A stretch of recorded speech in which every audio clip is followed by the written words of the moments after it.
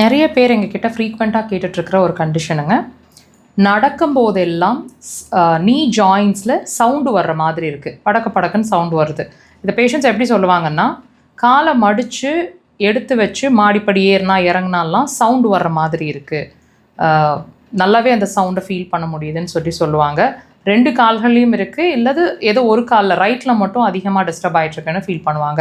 So இந்த மாதிரி நடக்கும் போதெல்லாம் உங்களோட முழங்காலில் சவுண்டு வர்ற மாதிரி ஃபீல் பண்ணுறீங்க அப்படின்னா இந்த பாயிண்ட் ஹெல்ப்ஃபுல்லாக இருக்கும். லொக்கேஷன் பாருங்கள், கால் பாதத்தில் மெட்டி போடுற பெண்கள் மெட்டி போடுற விரலுங்க, பெருவிரலுக்கு பக்கத்து விரல், சுண்டு விரல் வெளி சைடில் நகக்கண் மார்க் பண்ணியிருக்கிறாங்க எக்ஸாக்டாக.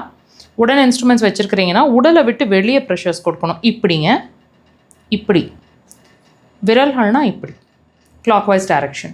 உங்களோட ப்ரெஷர் வந்து ஒரு ப்ரெஷர் அப்படிங்கிறது 15 to 20 செகண்ட்ஸ் வரைக்கும் நல்லா டைட்டாக ஹோல்ட் பண்ணி பிடிச்சிக்கோங்க. நகக்கண் கிட்ட இருக்கிறதுனால நீங்கள் ப்ரெஷர் கொடுக்கும்போது மைல்டாக வலிக்கும், பரவாயில்லைங்க, அந்த வலியை பொறுத்துக்கலாம். அப்போ தான் அது சரியாகும், நம்மளோட மெயின் பிரச்சனை சரியாகணும் இல்லைங்களா, கொஞ்சம் பொறுத்துக்கலாம். ப்ரெஷர் அப்படிங்கிறது நான் சொன்ன மாதிரி 15 to 20 செகண்ட்ஸ் வரைக்கும் ஒரு ப்ரெஷர். அந்த மாதிரி 3லேருந்து 5 முறை இது ஒரு செஷனாக இருக்கும். இது மாதிரி நீங்கள் 3லேருந்து 5 முறை விட்டு விட்டு ஒரு 5 minutes ஒன்ஸ் நீங்கள் கேப் கொடுத்து ப்ரெஷர் கொடுத்துட்டே வாங்க.